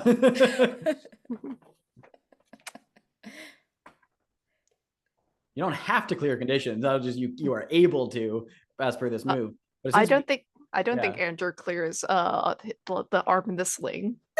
I will say, though, just to front load this, since we incidentally triggered it, it is, since it is technically your vice, Andrew, you get the choice of, will this lead to a clue or will this lead to a question on Graves's part about your past? Because we can establish that now for the remainder of the scene. Yeah, because like the only clues I really, really want right now are for the strange case of Bartholomew Graves, but I don't think like per like the mechanics of the mystery I can get a clue for that. So a How question. so? You tell me where it says you can't do that. All it says is that the information move is not available when investigating that threat. This isn't the information move. No, it's not. Okay, then hold on. You can absolutely make a clue for the strange case of Bartholomew Graves because the only stipulation is that you just can't use the information move to get clues for it. Mhm. Take that. Yeah. Okay, we're just Yeah, gonna fuck be. you. Take that. we're just gonna. We're And just. they're gone. We're That's just what gonna. you get. That's what you get. Everyone, open fire. Bam, bam, bam, bam, bam, the hammer. Bam, the hammer. Yeah, but yeah, I will pick up a clue, which I already have, because like I think this is just something that Graves actually says, Mhm. because he says like death is a fact, and he keeps on mentioning death in like whatever conversation he is a part of, and it's just very Never. disturbing. It's ridiculous. So what's the clue? Is that Graves keeps talks about death in every conversation? Yeah, Hmm. Graves talks about death in every conversation. What a narcissist. I know, right? I love it. Yeah, you don't have to clear conditions if you don't want to, either of you. Nah, I'm good. But we did incidentally trigger it, so please resolve the scene then still.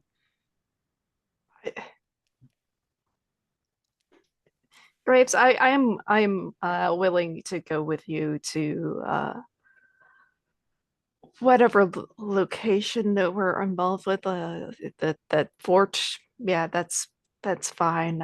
We can Thank you. take Dave as well, just to like get him out in the field. Hopefully, not directly interacting with ghosts quite yet, but it'll be useful to see how Dave interacts with more investigative purposes. Thank you. I think it will be useful, and maybe we'll run on to Mother Calvo, wherever she's gotten off to again. The two of you begin to walk over towards the Red Rock Cantina. Inside the cantina, before their arrival, Diamond Dave, you had slinked back to the bar away from Lady Antonia, going about your duties as the day unfolds. The door, the cantina opens. It's not business hours, but stepping in is Isabella Reynolds. And flashes a greeting smile to the regulars here who probably know her. Most people in El Paso can recognize Isabella. And she kind of sachets in, and she's just like, it's like, I know, the establishment's not presently open. I apologize profusely, good people. I won't be here long. Just looking to talk to your rackish employer. And she, like, saunters up to the bar and she says, Dave. Oh, Diamond Dave. That's right. How have you been? First things first. The Red Rock Cantina and Dance Hall is always open for you, Isabella. Like, you don't even have to knock. Dave. Just think of it as just think of this as not my place, but our place. It's not improprietous that I don't call you Mr. McMahan, is it? No, I wouldn't have it. Would not have it. Place is looking wonderful, Dave. Have you come into money lately? Well, I mean, this was a good line of work to get into, and I've made some improvements, cut out some overhead, got my smuggling ring under control down in the basement. It's looking good. Things are happening. She laughs. Like we talked about, things are happening. Things are happening, just like we talked about. Oh, you called it. And then I'm going to use this, dude. Flashback time. 2 years ago, I think we see this exact same scene of Isabella sitting across from you at the bar. This is when she first appeared in El Paso with plans for the railroad. Plans that, might I add, per your playbook, you did do all the heavy lifting to help set up a railroad to come through in the next couple of years.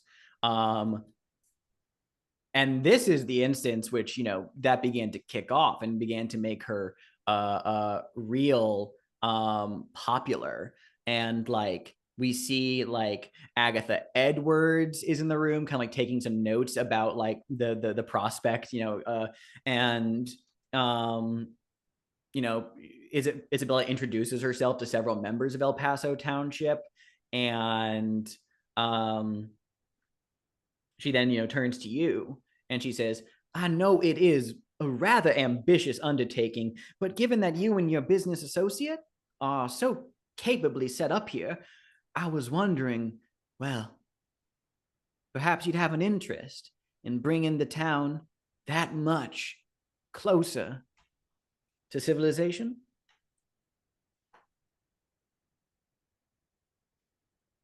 Is this in the flashback? Yeah, this is like 2 years ago. We see Diamond, Dave, and Lola. They're both like really interested. And we were just talking about trains like last year with the mayor. If we could get a train station here and a bridge over the Rio Grande, man, that's gonna be, the streets will be paved with gold. Let me pour you a drink. She smiles. You pour her a drink. She cheers. She drinks. And since that day, she has been in and out of El Paso since. Popular figure. And hopefully the progress on the railroad is reaching ahead. But back in the present day, she says, well, I just wanted to stop by and say hello. I don't get many chances to chat with old friends, busy as I am with the final leg of preparations. Boy, it is almost here, Dave. We are gonna be bringing something these folk have never, ever seen before. It'll be a moment to remember, that I assure you. He kind of looks over at the dance hall and he says, Friday night, would you do me the honor of attending the big Friday night dance? Dave, you know I have 2 left feet. Well, I mean, you stride in with style. You could just do some of that. Oh, they'll love it. They will love it. And they will love you for it. Oh, I'm sure they will. I'll think about it. That I'll promise you now. I'll think about don't it. Don't say yes. Don't say no. Just say you'll think I'm about in it. and out of That's what you do. town. I gotta go attend to business. I have so many meetings to get this railway underlined, and just it's all so very time consuming. But for you, my oldest friend here in El Paso, I'll consider it. That's all I ask. Just consider it. And if your husband's around, that's great. If not, even better. Even better. She smiles and just says, well, I'll be seeing you. Best get back to work, though. Oh, we got work. I've got work to do. Yeah. No rest for the wicked. Ready. This is our big night. Oh, one of many to come. And she like smiles and like nods at you and begins leaving right as Marshal Harrington and Graves are entering. And Isabella kind of like stops in front of you, smiles and says, gentlemen. And then like, you know, bows at the waist and then walks out into the street. As the 2 of you are entering, we pan over and we see that Lady Antonia was watching this conversation unfold the entire time with a intense glint in her eye, like something very much present on her mind. So jealous. She's so jealous. As Andrew and Graves, you're approaching and, you know, meeting up with Dave here, Lady Antonia gets up and crosses the room and approaches your little trio. And she coldly gives a glance over at Marshal Harrington. She just says, Marshal. Lady Antonia. She looks at you, Graves. This is the first time you 2 have met. I'm going to ask you right now, Graves, Death, Narr. What is Death's relationship with Lady Antonia? Contentious respect. Cool. For avoiding me. Mm-hmm.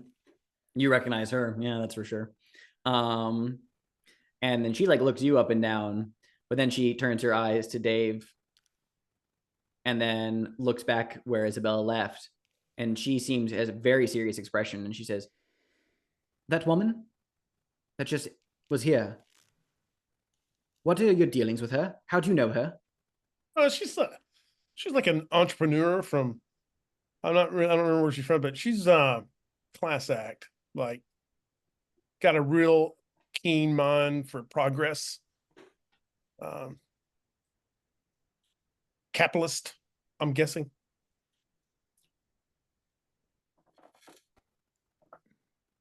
She turns her attention to you, Marshall. She does everything by the book. Very, very articulate. But she still unsettles me. I can't really place out why. Oh, I assure you, Marshall, she doesn't do anything by the book. That woman is not what you think she is. Not what anyone in this town Think thinks she she is. you think she inherited it all? Didn't build her own empire? She just inherited it or something? Is that No, what you Mr. McMahan. I mean to say, I know who that woman is, and moreover, she is much, much younger than she. No, hold on, let me rephrase. Wait, older. She is much, much older than she's pretending to be, and I'm giving you a mastermind clue. Sir, Yes. can you not? It is the this is not the revised version of the Between, so I can still hand these out as candy if I want to. Yeah, that is our ninth mastermind clue. We're one away from the next layer, and I think we will end on that note. Let's go to stars and wishes, everyone. Anti-star for handing out mastermind clues like candy. I want to be able to resolve the Graves I have a great conspiracy. I have great Star news. to be a Able to contrarian. answer it. Continue. But however, a star for making me realize, oh yeah, you can get clues for this mystery via the vulnerable move, so I can speed that along. So we're not gonna be stuck with the unanswered mystery. Oh my god, I really want to do that so badly. I really love Diamond Dave. He's just so charming and affable. You still know like he's a Daniel Qualls character, but like he's very different from Arkansas. I also, God, I'm so happy that Mother Ruth is now no longer pious. We have escaped piety and now we are going into degeneracy again.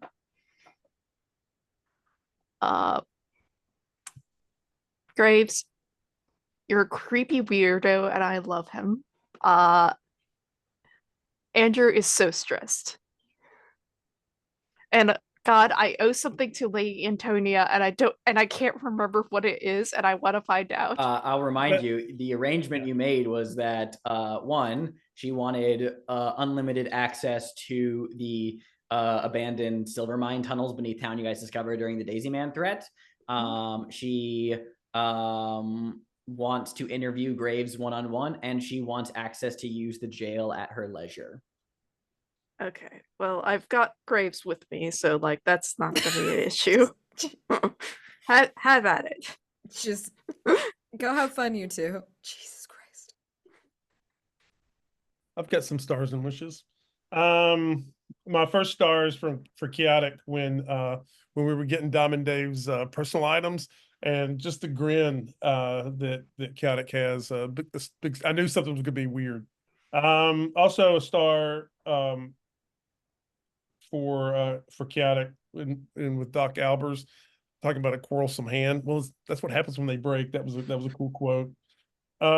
Speaking of Doc Albers, good Lord, Alex, how many NPCs are you? You know, some of them we've met, some of them we haven't. I'm glad that Marcus is in play. And Agatha is like, she's going off the rails. We gotta. And have you ever heard of mesmerism? Those are all good quotes. And then a star for this has bothered me for a while.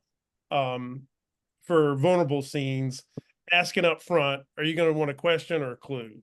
Because otherwise, people are like, okay, bye, see ya, and then like, oh wait a minute, I want to do a question. So a big star for just putting that in there. For B, making deals with Agatha, like, yeah, she's on like crystal meth. I mean, she's like amped, that Agatha.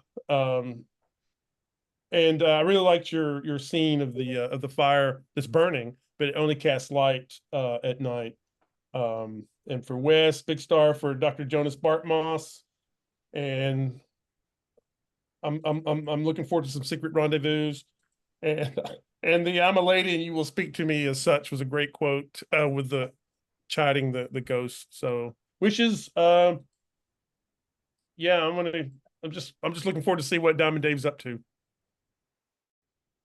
Oh my God, yes. Stars for Diamond Dave. I love this. Daniel, I'm gonna take an NPC that we have interacted with at length. This isn't just some random guy that was like you're like, no, we know who this person is. And we kind of had like a tense relationship with him. Like Arkansas had a tense relationship. That's true. Yes, Arkansas, our dearly double departed Arkansas, has had a questionable relationship, and he was fully built for the Bootstrapper playbook. I love that angle. I love him. I love how you're playing him. Like, he's kind of a shithead, but like so affable, so likable. Like, it's just, I adore him. I loved getting a scene between you and the mastermind instantly, and you just being like, oh my God. Please come to the dance with me. It's okay if your husband's there, but even better if he's not. That was so powerful. I'm excited to see to see him with everybody on the Vigilance Committee. This will be exciting. I especially Mother Ruth Calvo. I think you two are gonna have a great time together. I am also excited that Pius has gone, just to sort of, I liked how you made like it work logically as to why this condition left Wes. That was perfect. That was a really cool way to do that. And I love the way that she is always like in command, but like very much like, even with ghosts, she feels like she's commanding the room and being willing to be like, now you talk to me right, boys. Like, that was a really good, but she always kind of feels like she has the upper hand. Like, she felt like she had the upper hand with Annette. Like, and that's a really, really, that's what fascinates me about her. And I'm very excited to see what weird plan she has over here. What does she do? Like, you came in with a plan, and I was like, what is this? I'm fascinated. I'm excited to see where this goes. Andrew Harrington, noir cop. I do love this angle of him. I love the way he is just, this poor man's so stressed all the time. And I kind of like that everybody's kind of talking shit on him. Like, we're all doing questionable stuff, but everyone's like, this asshole, Andrew Harrington, like, How did he become the marshal? how? Yeah, it's a good question, and we'd all, that's a wish. How the fuck did this guy become the marshal? I love getting to do a scene with you. That's always a blast. I really love and appreciate it, because he's always just so aghast when people are weird. And everybody here is fucking weird in their own right. I think Diamond Dave's the most normal guy now. And that remains to be seen. We'll see. So we'll see. We'll see. And so no, I'm very excited. I'm excited to go to Fort Bliss with everybody. And Alex, I love your NPCs. Absolutely delicious. I love the doctor. That was like so aggressive. It was awesome. That was the perfect time to like pull that out. Be like, can I speak freely? And then just like the meanest thing you can say. Just kind of casually having Isabella walk in to the Red Rock. Power move. And Lady Antonia being there. Like, that is like so perfect for getting close to this, like the next layer of the mastermind. It feels like a lot of big players are on the board, and you keep like reminding us, like whenever I forget and get caught up in some fucking dumb, they're dead ghost guys that are like hunting some other guy, like some petty in the grand scheme. You're like, oh, by the way, here's two probably immortal ladies, and this is much bigger than you. And I love the way you do that. Just, I love that. So stars for everybody's alliteration this this session. There's so much alliteration. I loved it. I think you even did it in character once, Alex. So yes, I'm just stars for getting to play El Paso with you all again. Wishes, I'm excited to do it again. playing cowboys. I want to have a star for Diamond Dave. I feel a lot of kinship with Diamond Dave on more than one occasions. My feelings towards the service industry being one of them.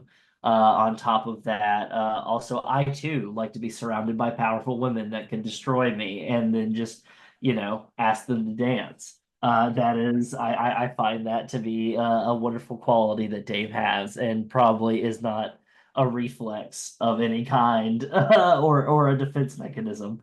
Um, uh, I can't wait to see more from him. Very fun character. Very good. Paint the scene descriptions from everybody here. In particular, I loved yours today, Chaotic. I also love the I do love the pace of which you are doing the Graves case. You are like it's been a kind of like a delight to experience from the side. It's like a great B plot in a series, and I love seeing that, and I love seeing that it's working well in CFB. I feel like that's something that's like I think it's a very cool thing to have in like CFB games where it's got me being like, well, now we got to write more threats, more side threats for the Verge, and come on in, I gotta write some stuff for that and like it has it to the point where like how you're handling it, I'm like, well, now I gotta change everything of how I do things, which is great. I think that's the point of playing games like this in game design. Alex, excellent NPC work as always. Annette, it was great. The Ghost Riders and the effects that you put into them, it felt very much like the Michael Wincott scene from Westworld season 1, where he's like just a little bit uncanny valley compared to the rest of like the other hosts of Westworld, and they all kind of had a similar quality to them, but in their own unique way. I love seeing your approach to ghosts. I always like to see different people's takes on ghosts, from the ranging of just like shadows and feelings and stuff to like how you really like get into into the spirit of them, pun intended. Um, yeah, be Narr. Death is a creep and a weirdo, and I am going to be filing class action lawsuits against for how weird he is. And I love the little the in tandem bits that you are giving to Chaotic for like Graves' backstory stuff and how it's kind of tying into everything, to the point where you're like, I love how much of a quote unquote nobody this guy is. And that just makes him the perfect avatar for death. It's just like somebody that has like, what do you got going on, man? You're just really bad at gambling, and you're really bad at saying no. You have impulsion like control issues, impulse control issues. Perfect. Yes, you're the first line choice of the avatar of death. Wishes. The wishes already happening, baby. We cut off right beforehand, but I'm planning on having Mother Ruth walk right on into that Red Rock Cantina right afterwards, and then so we can, as a group, maybe right out to Fort Bliss or something. I like the idea of having a nice little group powwow for Diamond Dave's first mystery. How about that? Yeah, that's me. Awesome. Yeah, I mean, a lot of my stars were said, so I'll just throw out once more, really happy that we got to play today. It's been so long. I've missed this campaign, missed these characters. I really liked Diamond Dave in the narrative. It was kind of like a star in general to the concept of Daniel coming to me and asking to play the Bootstrapper as a previously encountered side character. I thought it worked really well, not just because, I trust Daniel as a role player and that he was, a writer of the game, but also just that the idea made sense and I liked it. And I'm excited to see how that manifests, because I feel like it as like a late game addition, it particularly avoids one of my least favorite like tripping points in replacement characters, which is like, it doesn't add an additional thing on top of the setting. It deepens instead of widens you know? So like it took a previously established location and character, and we're like, no, we're gonna make this more significant in the narrative now. So that's really great, and I think that was the best possible choice. Loved the scene, the little incidental vulnerable move in the street between Graves and Harrington. Death is a tragedy, death is a fact. I thought that was great. I'm always more and more cheering less and less for Andrew Harrington. Well, equally love him as a character, the keeper. So, but I'm all constantly like, yeah, this guy sucks, and I'm like, I want him to get his comeuppance, which is a fun take on the MARSHAL. In particular, I like the way that you play him, and B loved the interaction with Agatha Edwards. I've missed Ruth's Dutch voice a lot, so just coming from US, that was a lot of fun again. Just in general, I had a great time with the session, so I'm looking forward to hopefully playing again in more frequency, getting us back on track, pun intended, and getting to see this story out because we're about to get into the thick of it. So I'm looking forward to it. That's, I believe, everyone. Any other stars or wishes? Yeah. Also a wish. Now since I have the assemblage regarding the state of affairs of the township of El Paso cleared out, I can do that for the Yes, next night phase. Yes, you can. You're able to do that again. Because like I could get the Graves conspiracy off the board fairly quickly. So yeah, it's not gonna be too much of an issue to like get threats off the board. I will tell you this now. I'm going to set this up because I want to make sure the stakes are levied. I am not going to keep a reaction mastermind clue for that threshold. However, if during this upcoming night phase or whatever, at any point, someone gets a 12+ in the information move and we get there, it's like we are on the knife's edge. Don't say I didn't warn you to seize the opportunity to theorize at a penalty. So just keep that in mind. You're right there at the knife's edge. So I'm intrigued. I have some maybe some more bad news, but a note for Alex. Diamond Dave is not going to Fort Bliss, but he will send Flapjack Hooligan. So, incredible. Flapjack Houlihan, yeah. That Flapjack will be my. You have a fucking team of goons. You get Flapjack. Enjoy. He's also doesn't have a hand. Oh my god. Well, they'll make it work. He compensates in other ways. He's good. You two can work together. It's fine. Yeah, exactly. Any other stars or wishes, things that people want to throw out there? Need more C word from Diamond Dave. Oh yeah, need him to say cocksucker more often. Yeah. Need him to go full Swearingen. Go be full Al Swearingen. He may be more the Powers Booth guy at the Cy Tolliver. The gym. Yeah, Cy Tolliver. Yeah. Oh, so he's abusive alcoholic. Got it. Well, they both are. Anyway. All right. Well, I will see you guys for our next session. And I guess Arrivederci. Goodbye, everybody. Goodbye.